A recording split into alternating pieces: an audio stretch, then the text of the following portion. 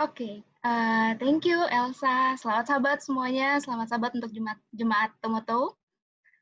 Senang rasanya bisa bergabung walaupun melalui meeting Zoom secara virtual. Bentar, saya coba share screen ya.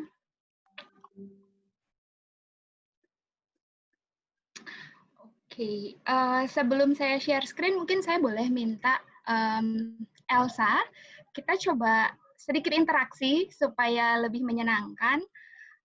Boleh di-share link yang untuk sayur dan buah? Udah ya? Oke. Jadi, jadi link ini saya minta supaya boleh mengakses. Jadi ada beberapa pertanyaan. Saya akan masuk sebentar lagi.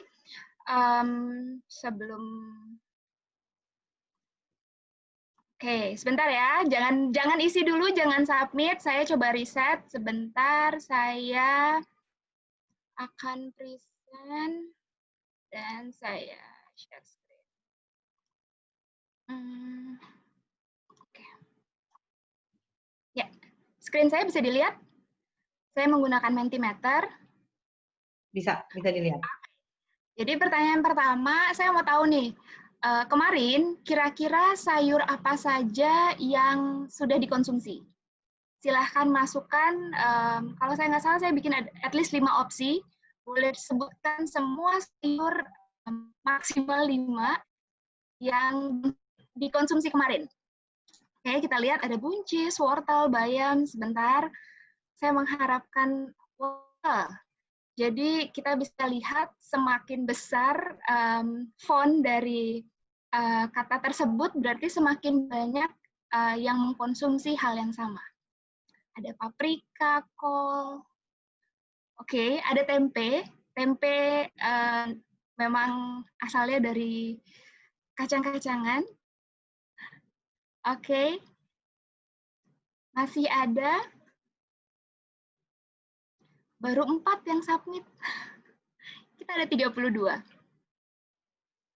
Atau 34 tadi terakhir saya lihat. Jamur, oke. Brokoli, terong, buncis, oke. Yang hampir sama, kayaknya yang paling sering itu kangkung, wortel, buncis, brokoli, selada roman, oke, sangat spesifik. Buncis. Biasanya kalau anak-anak itu lebih mudah atau lebih suka dengan buncis. Buncis ditumis pakai telur. Oke. Oke, ada 15. Oke, terima kasih. Kalau masih ada yang mau ngirim silahkan, tapi paling tidak saya yang baru pertama kali bergabung di Tomoto tahu nih ternyata jemaat Tomoto atau yang hadir pada saat ini mengkonsumsi sayuran yang sangat bervariasi. Oke, baik. Saya punya satu pertanyaan selanjutnya. Sebentar, saya coba. Oke. Nah, ini adalah pertanyaan selanjutnya. Jadi ini nggak cuma ke yang sudah berkeluarga, yang masih ngekos juga silahkan diisi. Pertanyaannya adalah kalau saat belanja atau membeli bahan makanan atau belanja ke supermarket, biasanya yang diprioritaskan untuk dibeli atau yang paling sering untuk dibeli itu apa? Jadi apapun yang tertera di sini bukanlah berdasarkan ranking ya. Jadi maksudnya boleh aja misalnya saya tuh akan memprioritaskan misalnya lauk pauk. Jadi pokoknya kalau masuk supermarket saya akan cari lauk pauk dulu. Atau misalnya anak kos, ya saya nggak masak, jadi saya mungkin snack. Mungkin yang duluan dibeli adalah snack. Saya mau tahu kira-kira yang hadir pada PA hari ini, biasanya yang duluan dibeli, yang menjadi prioritas itu apa?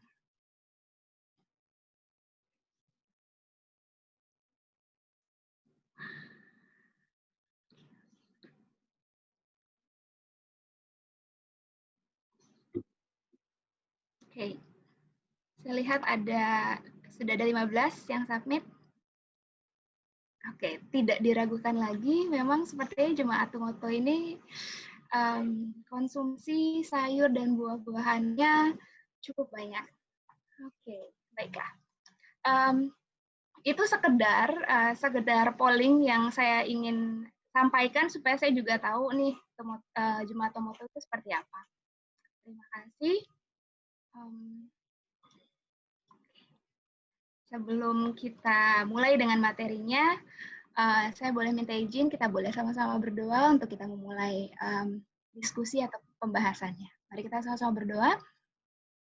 Bapa kami yang di surga, terima kasih Tuhan atas berkat dan perlindungan-Mu. Terima kasih atas berkat sahabat yang Kau berikan kepada kami untuk kami nikmati pada hari ini. Bapa, hamba-Mu akan menyampaikan pesan-pesan kesehatan, bantu kami masing-masing untuk bisa mengerti dan bantu kami untuk bisa membuat pilihan yang baik dalam kehidupan kami sehari-hari. Terima kasih Tuhan, dalam nama Yesus kami berdoa. Amin. Oke. Jadi pada sore hari ini saya akan membawakan dengan judul Mindful Eating, karena setiap hari penuh dengan pilihan. Semoga dengan judulnya ini sudah ada sedikit gambaran apa yang akan disampaikan. Perkenalkan sebelumnya, nama saya Handayani Sagala. Elsa sudah memperkenalkan dengan sangat baik. Kami sama-sama di AUP, jadi sudah saling mengenal, dan benar saya dari AUP dan mengambil MPH. Saat ini saya bekerja dengan salah satu internasional NGO, Nutrition International, yang pada dasarnya lembaga ini bergerak bersama dengan pemerintah untuk pelaksanaan program-program gizi di Indonesia. Oke. Nah, ini sedikit. Saat ini kita sama-sama tahu dan sama-sama merasakan bahwa apa yang terjadi dengan kondisi pandemi COVID-19 yang ada. Dan tidak banyak juga, tidak sedikit juga sebutan-sebutan bahwa, supaya kamu terhindar dari COVID, obatnya ini. Supaya tidak kena COVID, imunitasnya harus bagus. Tapi sebenarnya karena kebetulan bagian saya atau adalah mengenai nutrisi, saya ingin saya ingin mengajak kita sama-sama untuk mengerti sebenarnya peran nutrisi hubungannya dengan kekebalan tubuh atau imunitas itu seperti apa. Jadi di sini ada diagram, semoga bisa terlihat. Saya jelaskan sedikit. Jadi di paling atas ini adalah asupan makanan yang tidak memadai. Pada dasarnya ketika masa pandemi seperti ini, sebagian besar, saya bisa katakan sebagian besar, pasti ada perubahan dari pola makan. Baik itu dari segi kualitas maupun dari segi kuantitas.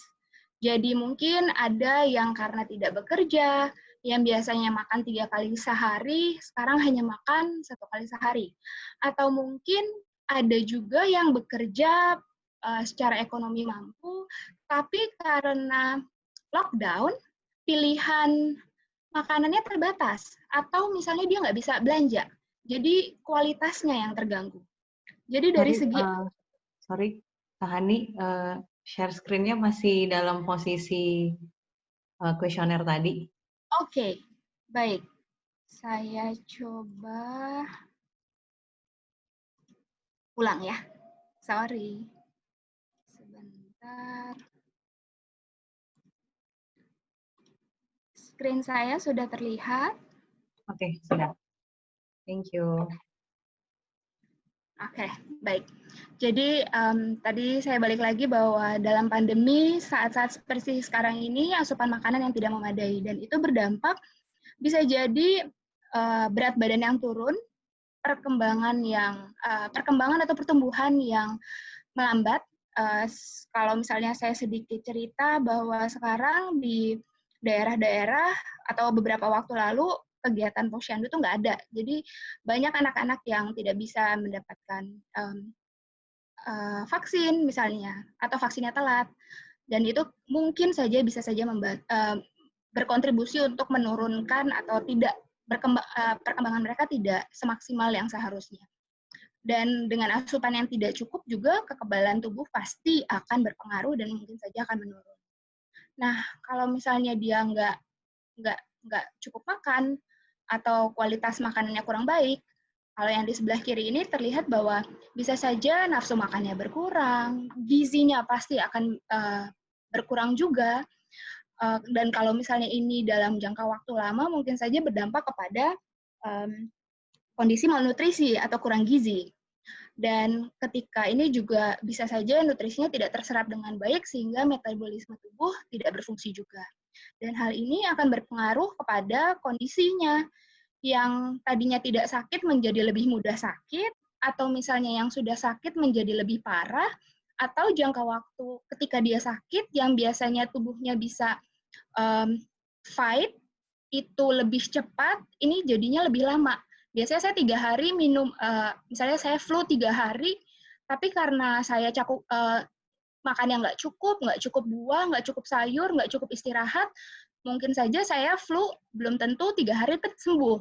Mungkin harus lebih lama. Kalau sedikit diilustrasikan itu seperti orang yang ada di sebelah kanan. Jadi imunitas atau kekebalan tubuh itu adalah seperti tameng dan pedang yang mereka ada dan harus dipelihara supaya mereka mampu untuk fight, berperang untuk melawan virus-virus ataupun penyakit yang akan menyerang. Dan ini sebenarnya satu siklus yang sangat berpengaruh. Kalau misalnya orang dengan asupan yang kurang sehingga dia malnutrisi, akan lebih mudah untuk terkena infeksi atau penyakit. Begitu juga sebaliknya, ketika orang tersebut sakit, dia akan lebih mudah juga untuk berdampak terhadap kondisinya, kondisi gizinya yaitu kekurangan gizi, karena dia nggak mau makan, dia lagi sakit. Oke. Selanjutnya, tapi topik saya saat ini tuh sebenarnya nggak ngomongin soal itu secara spesifik, tapi saya akan membawa kita sama-sama belajar soal mindful eating. Sebenarnya kalau konsep mindful eating ini ada banyak sekali aspek. Bukan hanya, ada banyak, mulai dari bagaimana kita menikmatinya, bahwa ketika kita makan itu harus enjoy, penyiapannya seperti apa, porsinya seperti apa, jenisnya seperti apa, sangat luas. Tapi pada hari ini saya mau fokus tentang apa yang kita makan, itu aja. Oke? Nah, saya sedikit informasi bahwa 4 sehat 5 sempurna yang sangat-sangat udah katam ya, udah sangat ingat banget itu 4 sehat 5 sempurna, itu sekarang udah nggak berlaku lagi. Sekarang Indonesia punya pedoman gizi yang baru, namanya pedoman gizi seimbang. Sebelah kanan ini adalah pedoman gizi seimbang yang bentuknya seperti, kira-kira seperti apa ya? Bentuknya seperti nasi tumpeng, karena Indonesia sangat identik dengan nasi tumpeng. Kalau misalnya di Amerika, mereka punya piramida makanan, bentuk kalau misalnya di Cina bentuknya seperti pagoda. Jadi beberapa negara memang mengadaptasi sesuai dengan ciri khas negara tersebut. Nah, yang berbeda yang mau saya sampaikan di sini adalah yang berbeda dari ini namanya kalau disebut biasanya tumpeng gizi seimbang. Yang berbeda dari pedoman ini dengan 4 sehat 5 sempurna adalah kalau 4 sehat 5 sempurna itu fokus hanya kepada beberapa kelompok makanan. Dan mereka di sini secara spesifik bukan hanya kelompoknya, jenisnya dipastikan harus bervariasi. Jadi kalau misalnya dibilang karbohidrat itu bukan cuman karbohidrat nasi saja, karena kalau 4 sehat 5 sempurna nasi, lauk pauk secara spesifik disebut nasi. Tapi kalau ini tuh ada ubi, ada mungkin pasta, ada kentang, jagung, hal seperti itu. Nah, tumpeng ini juga dilengkapi dengan bukan hanya jenis yang beragam, ada porsinya. Sudah jelas, oh kamu kalau makan, kalau kita lihat di sebelah kiri, ini adalah guideline sekali makan. Jadi kalau sekali makan itu, porsinya adalah buah dan sayur itu adalah setengah dari isi piring kamu. Nah, sepertiganya adalah makan pokok, dan ini seperenam, ya kayaknya seperenamnya adalah lauk pauk. Jadi itu udah jelas. Ditambah lagi, si tumpeng ini dilengkapi dengan kita harus ada aktivitas fisik. Dan juga bukan hanya aktivitas fisik, harus jaga kebersihan, dan harus pantau berat badan. Saya yakin bahwa masa pandemi, lockdown kemarin juga berpengaruh besar terhadap berat badan masing-masing. Karena bagaimanapun juga kita limitasi untuk bergerak, untuk keluar, tapi ada banyak temptation, ada banyak godaan di rumah. Nah, dari tumpeng gizi ini yang mau saya highlight pada sore hari ini adalah yang paling puncak. Jadi di puncak ini ada, namanya juga puncak itu kecil sekali, porsinya kecil sekali. Di sini ada minyak, gula, garam. Kalau keterangannya di sini sebenarnya adalah gunakan seperlunya. Tapi sebenarnya dalam keseharian kita tahu nggak sih seperlunya itu seberapa? Mungkin saja seperlunya saya dan seperlunya keponakan saya itu akan berbeda. Atau seperlunya orang tua saya yang sudah memiliki penyakit, misalnya sudah ada diabetes contohnya, atau misalnya ada hipertensi, seperlunya mereka pasti akan berbeda. Oke, tapi nah, ini yang tadi saya bilang, sebenarnya definisi seperlunya secara general, secara umum adalah satu, bahwa konsumsi gula di sebelah kiri, gula itu yang dibatasi. Ini batas artinya ini adalah maksimal. 4 sendok makan atau 54 gram. Jadi bisa dibayangkan ini artinya bukan hanya gula yang kita sendokin. Kalau misalnya contoh, mamanya di rumah bikin kue, saya nggak ngelihat gulanya.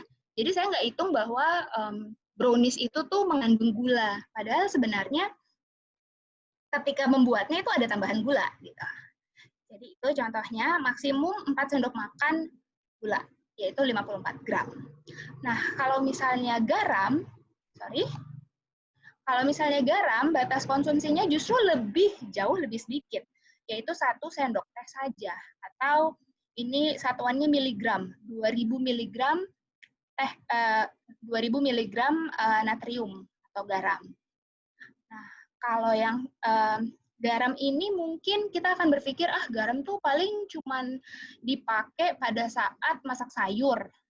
Tetapi sebenarnya secara tidak sadar, apapun yang kita konsumsi yang sudah melalui proses, itu mengandung natrium.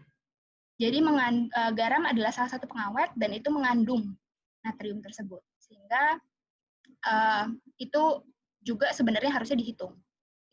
Dan kalau misalnya secara gampang, kalau kita mengkonsumsi makanan yang diproses, contoh misalnya sosis yang kita nggak bikin sendiri, atau misalnya pakai kecap, itu sudah mengandung natrium dan sebenarnya tambahan garam itu akan melebihi dari batasan yang ada.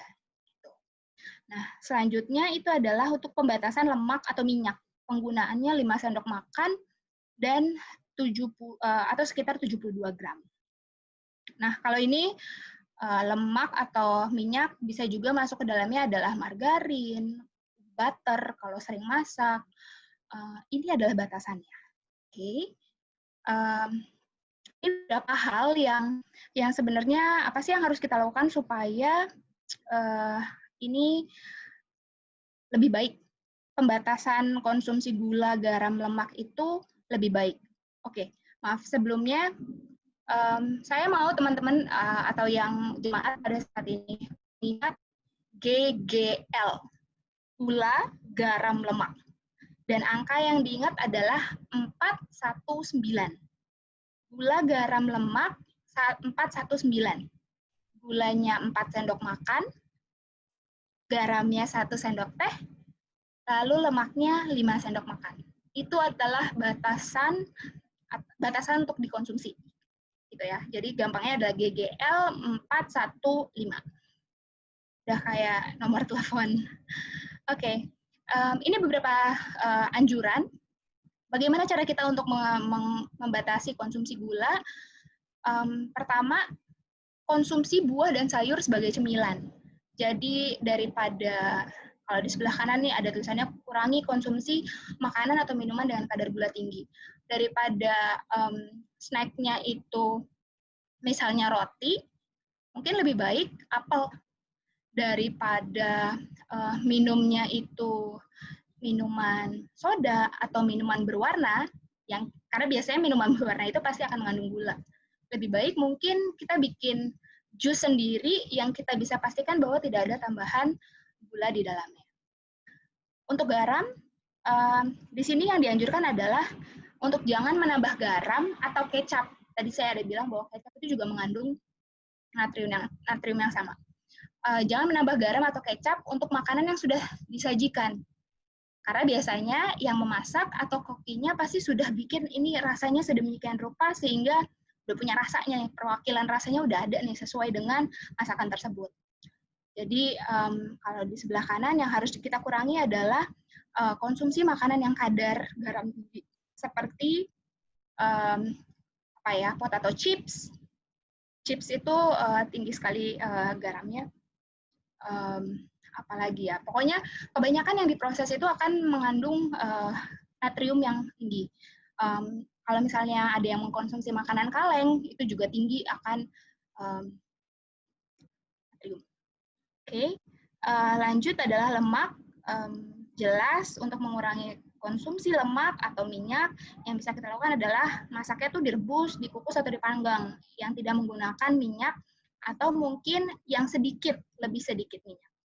Jadi kita juga harus mengurangi konsumsi makanan yang mengandung lemak atau yang digoreng. Indonesia itu sangat terkenal dengan konsumsi gorengan. Saya nggak tahu bagaimana kebiasaan di Jepang, tapi secara umum gorengan itu pokoknya kalau beberapa kali ada kesempatan untuk cerita dengan orang bule yang datang, mereka selalu bilang, saya bingung kenapa orang Indonesia suka banget makan gorengan yang di pinggir jalan lagi. Jadi itu seperti sudah menjadi suatu identitas. Oke. Nah, kita udah tahu nih, ada pembatasan. Tetapi pembatasan GGL tadi itu nggak cukup. Dalam setiap hari kita diberikan kesempatan untuk memilih. Kalau misalnya dulu waktu saat kantor, berangkat ke kantor dan mungkin nggak bawa bekal, siang itu pasti akan berpikir, saya makan apa ya? Jadi saya ada gambar. Kalau misalnya saya mau makan nasi goreng, mau yang nasi goreng di atas atau yang di bawah? Kira-kira pilihan yang paling baik saat itu yang mana? Harusnya dan harapannya adalah pilihan yang atas. Kenapa? Karena yang atas itu ada tambahan sayurnya, ada tomat, ada timun.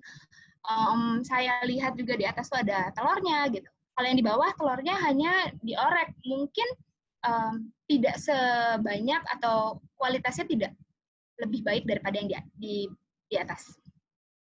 Oke.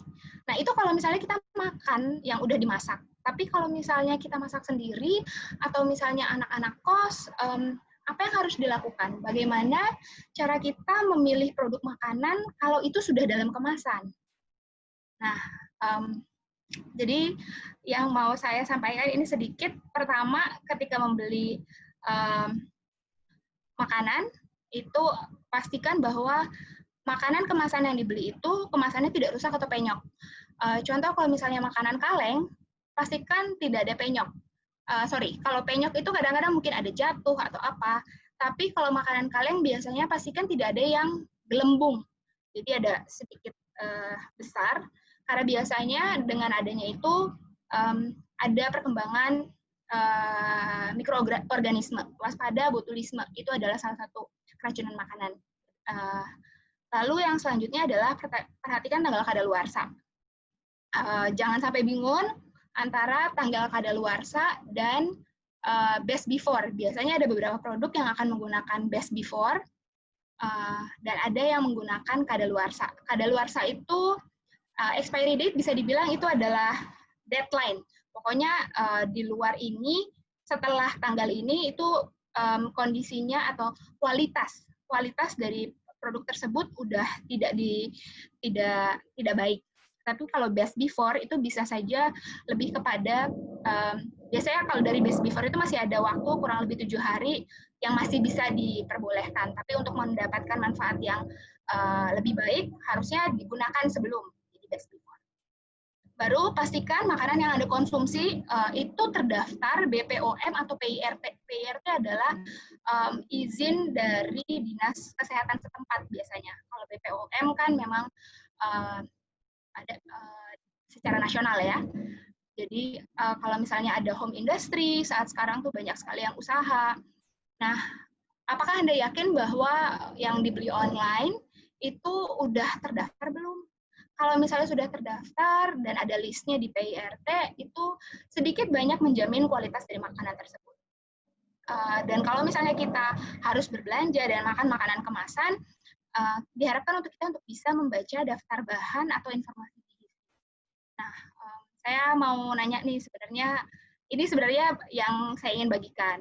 Apakah yang jemaat dari Tumoto ini tahu nggak sih baca nutrition fact atau gizi dari atau mungkin kalaupun sudah tahu, kira-kira gimana supaya membandingkan. Nah, jadi ini pertama yang harus diperhatikan adalah kalau nutrition fact itu biasanya tuh yang pertama adalah jumlah sajian per kemasan. Jadi contoh misalnya kita makan sereal, serealnya katakanlah misalnya 400 gram. Di dalam itu akan dia kasih tahu bahwa serving size, jadi per serving, per sajian sekali makan itu yang direkomendasikan itu berapa gram. Jadi kalau misalnya satu kotak sereal, contohnya 400 gram, lalu serving size-nya adalah 100 gram, artinya bahwa satu kotak sereal itu harus bisa dimakan 4 kali atau dimakan oleh 4 orang. Itu adalah yang diharapkan gitu. Nah, selanjutnya biasanya itu langsung kelihatan serving size-nya berapa, lalu habis itu berapa gram. Selanjutnya yang harus kita perhatikan adalah itu biasanya tertera amount per serving calories. Jadi setiap satu, katakan tadi yang saya omongin adalah sereal, setiap 100 gram sereal atau 1 cup itu kita akan mendapatkan berapa kalori. Jadi kalau misalnya katakanlah dari 100 gram atau 1 cup itu kalorinya ada 280. By the way, ini yang di sebelah kiri saya, ini bukan sereal ya, tapi saya hanya penyampaiannya sereal. Nah, sudah kita tahu nih, oh oke, saya berarti sekali makan itu harus berapa banyak. Baru yang kedua, kalau saya sudah makan itu, saya sudah tahu kalori yang saya makan itu berapa. Yang nggak kalah penting adalah kandungan nutrisi. Nah, mungkin yang paling banyak dimengerti adalah, oke, ini punya fat 9 gram, ada kolesterolnya juga, ada sodium, ada protein, gitu. Tapi sebenarnya kita harus perhatikan. Jadi hal-hal yang perlu diperhatikan adalah dari list kandungan nutrisi yang di sebelah kiri ini, ada beberapa kandungan nutrisi yang harus dibatasi, jelas. Lemak jenuh atau trans fat, itu 2 kali, habis itu misalnya natrium. Nah, itu harus dibatasi. Natrium atau di sini sodium ya. Nah, itu harus dibatasi. Dan gimana kita tahu itu sesuai dengan anjuran atau tidak? Sebentar. Oke. The next slide. Nah, sementara ada juga kandungan nutrisi yang baik untuk dan harus dipenuhi. Vitamin, protein, mineral, dan serat atau fiber. Kita ke selanjutnya. Jadi ini lebih gampang dilihat label yang sebelah kiri. Ketika misalnya segala kandungan itu ada persentasenya kan, ini persentase terhadap daily value atau AKG, angka kecukupan gizi. Jadi satu orang dewasa secara general setiap harinya membutuhkan 2.150 kilokalori. Ini berdasarkan pedoman untuk orang Indonesia. Jadi orang Indonesia, nanti orang bule juga berbeda karena ada hitung-hitungannya, tapi secara general adalah itu. Nah, makanan apapun yang kita beli, itu biasanya harusnya memberikan informasi, oh kalau kamu makan, seperti contoh yang di sebelah kiri ini adalah contoh makanan itu kentang. Kalau kamu makan kentang ini, satu kentang ini, kamu akan mendapatkan contoh karbohidratnya 26. Dan itu hanya mencukupi atau memenuhi 9% dari kebutuhan karbohidrat kamu pada hari itu. Jadi sebenarnya manufacturer atau pabrik itu sudah punya kewajiban untuk memberikan informasi seperti ini. Dan itu sebenarnya memudahkan kita juga untuk mengkonsumsinya. Jadi kita bisa pilih nih. Nah, ketika misalnya persentase dari AKG ini, persentase daily value ini adalah kurang dari 5%, itu artinya rendah. Kalau misalnya ada tadi lemak, kalau misalnya ada lemak yang kurang dari 5% di suatu produk, itu harusnya bagus ya. Kenapa? Karena misalnya kita nggak mau nyari lemak, karena tadi lemak adalah sesuatu yang harus dibatasi. Dan kalau misalnya itu kurang dari 5%, berarti itu rendah, berarti produk ini masih ya bisa nih saya konsumsi. Lalu misalnya ada kandungan juga yang harus tinggi, itu kandungan yang baik tadi, yang protein gitu kan. Nah ini adalah salah satunya kandungan tingginya adalah vitamin. Kalau suatu kandungan itu lebih dari 20%, itu artinya dia kandungannya tinggi dan cukup sumber yang baik untuk tubuh kita. Jadi kalau misalnya saya makan kentang ini, selain memang sih ini jadi pertimbangannya kalau membaca nutrition fact di sini, memang sih saya makan kentang kalsiumnya dikit. Harusnya kan tubuh kita membutuhkan kalsium ya, bagian daripada mineral. Tetapi kentang ini adalah sumber yang bagus untuk vitamin C karena dia lebih dari 20%. Ini berarti bisa saya makan. Jadi ketika kita membeli suatu produk, kita timbang-timbang. Kalau misalnya produk A itu rendah gula misalnya, tetapi dia juga rendah proteinnya, loh apa yang mau saya ambil dari sini? Tetapi kalau misalnya satu produk lagi, dia rendah gula, terus habis itu tinggi protein, oh berarti mungkin saya lebih baik mengambil produk yang satu lagi itu. Nah, ini saya mau, biasanya di packaging makanan tuh ada pembahasan yang terkadang membuat kita menarik untuk membeli produk tersebut, tapi sebenarnya kita ngerti nggak sih maksudnya itu seperti apa. Nah, ini jenis-jenisnya. Jadi misalnya kayak sebelah kiri ini ada selai. Selai dia tulisannya adalah low kalori. Terus habis itu kalau dibilang low kalori, harusnya kalori yang ada di dalam selai itu setiap sajian itu kurang dari 5 kalori. Jadi kita harus melihat lagi nih di baliknya, kan biasanya ada nutrition fact, untuk memastikan bahwa perusahaan tersebut nggak cuma asal label, tapi sebenarnya promosi, ini saya tulisan low kalori itu seperti promosi ya. Label yang mereka buat atau promosi yang mereka buat itu memang sesuai dengan kondisi dari kandungan nutrisi di produk tersebut. Nah, contoh selanjutnya adalah misalnya kalau ada tulisan low kalori, itu harusnya kalau kalori itu adalah 40% atau kurang dari 40 kalori per sajiannya. Ada low kolesterol, selanjutnya bisa dibaca, maaf. Nah, contoh yang selanjutnya adalah reduce. Ketika misalnya di sebelah kanan nih, reduce fat, artinya bukannya dia nggak punya minyak atau lemak, tetapi sebenarnya produk ini kandungan lemak atau minyaknya harusnya 25% lebih sedikit daripada produk sejenis. Jadi kalau misalnya kita lihat di sini, ini produknya adalah biskuit. Nah, dia dengan membuat itu artinya bahwa, oh ini tuh kandungan lemaknya tuh lebih sedikit, paling tidak 25% dari produk sejenis yang ada di pasaran. Nah, ini yang sebelah kiri ada file, misalnya produknya adalah file, ada tuna, terus habis itu dia tulisannya sebelah sini good source of omega 3. Artinya kalau misalnya ada kata-kata good source of, at least 10-19% dari AKG yang daily value tadi yang saya kasih lihat, itu sudah terpenuhi. Jadi seseorang ketika sekali makan, oh kita makan ini nih, katakanlah misalnya tunanya tuh di roast, dipanggang aja. Itu dalam satu kali makan sudah memenuhi kira-kira 10-19% dari kebutuhan omega 3 yang dibutuhkan oleh tubuh. Jadi kayak gitu. Jadi ini ada beberapa pembahasan atau label yang dibuat oleh manufacturer. Nah, bagaimana kalau misalnya, ini saya temui banyak di Indonesia, bagaimana kalau dia tuh nggak punya label nutrition fact, tapi yang ada cuma hanya list bahan atau ingredients list. Nah, yang mau saya sampaikan di sini adalah, ini juga bisa digunakan sebagai indikasi. First list, apapun yang tertulis pertama, itu adalah kandungan yang paling banyak. Jadi kalau misalnya Ini contohnya sugar, berarti produk ini paling banyak mengandung gula. Kalau yang sebelah kiri, ini yang pertama adalah organic roll oats. Berarti yang paling banyak itu roll oat-nya dibandingkan dengan ada oil, sunflower oil, ada barley flour, hal-hal seperti itu. Atau bahkan ini pemanisnya menggunakan agave. Jadi biasanya saya banyak melihat jajanan yang kecil-kecil. Contoh, saya nggak pasti ya, tapi misalnya kayak biskuat, ataupun misalnya beng-beng, itu adalah biasanya jarang untuk langsung kelihatan nutrition facts atau nilai gizi seperti tadi. Oke,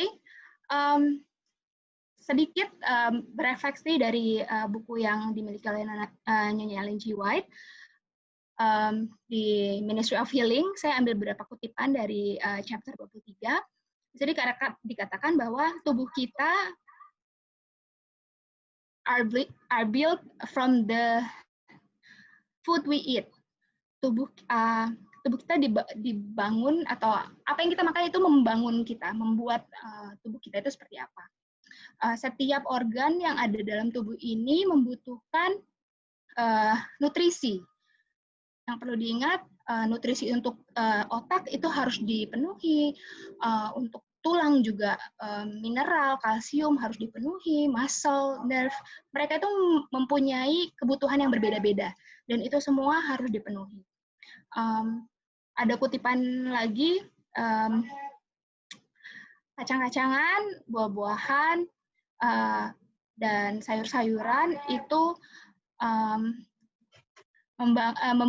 membentuk diet, sebenarnya adalah bentukan dari, atau Tuhan memberikan diet ini yang terdiri dari kacang-kacangan, buah-buahan, dan sayur-sayuran. Dan ini adalah makanan yang harusnya disiapkan, dimasak sesimpel mungkin, senatural mungkin, supaya dia ini nutrisinya tuh bisa diserap oleh tubuh. Tetapi ini yang diingatkan lagi, tidak semua makanan itu semuanya tuh sama, artinya dibutuhkan semua orang. Kita juga harus bisa memilih. Jadi harus hati-hati dalam memilih, karena makanan yang bekerja, atau misalnya sesuatu makanan yang, oh saya bagus nih, misalnya saya biasa untuk, sumber zat besi saya biasanya itu bisa didapat, atau tubuh saya bagus untuk bisa menyerap zat besi dari kale misalnya.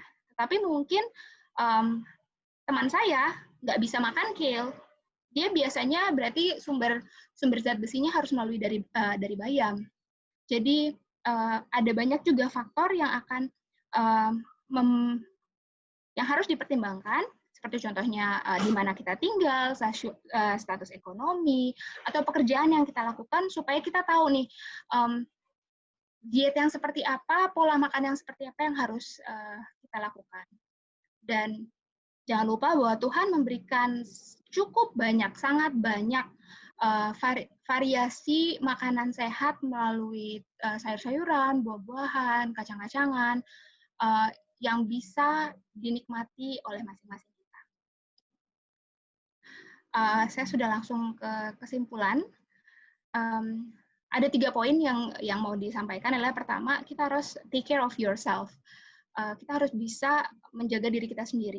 Artinya bukan menjaga dari bahaya, tetapi menjaga tubuh kita. Seperti yang tertulis dalam 1 Korintus 6 ayat 19-20, bahwa tubuhmu adalah bait Roh Kudus, dan Roh Kudus itu diam di dalam kamu, dan Roh Kudus itu adalah Roh Kudus yang kamu peroleh dari Allah. Dan tubuh ini bukan milik kita sendiri, melainkan punya Tuhan. Dan kiranya kita bisa muliakan Allah melalui tubuh kita. Dan seperti di Roma 12 ayat 1, tubuh kita adalah persembahan yang hidup, yang kudus dan berkenan kepada Allah. Dan itu merupakan suatu ibadah yang sejati. Kita mau berbakti kepada Tuhan, jaga tubuh kita. Poin yang kedua adalah equip yourself with God's word. Pastikan bahwa Anda tahu apa yang dibutuhkan. Cari firman Tuhan.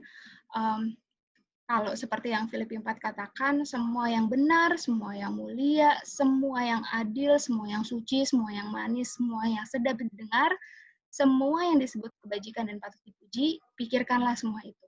semua, bukan sebagian tetapi semua. Dan yang terakhir, be mindful of your choice. Jadi kalau kata mindful ini saya lebih suka sangkutkan dengan berkesadaran. Jadi sadar untuk mengambil suatu keputusan. Seperti saya ambil kutipannya dalam Ulangan 30 ayat 19, pilihlah kehidupan supaya engkau hidup, baik engkau maupun keturunanmu. Jadi keputusan yang baik yang kita punya bukan cuma saya doang, tapi orang di sekeliling saya harapannya juga bisa mempunyai pilihan yang baik. Kita bisa menginfluence orang lain supaya bisa melakukan hal-hal yang baik. Kira-kira itu yang bisa saya bawakan. Kiranya hari ini kita dapat memilih apa saja makanan yang baik untuk tubuh kita, supaya kita bisa menjaga tubuh kita, dan itu semua untuk kemuliaan nama Tuhan.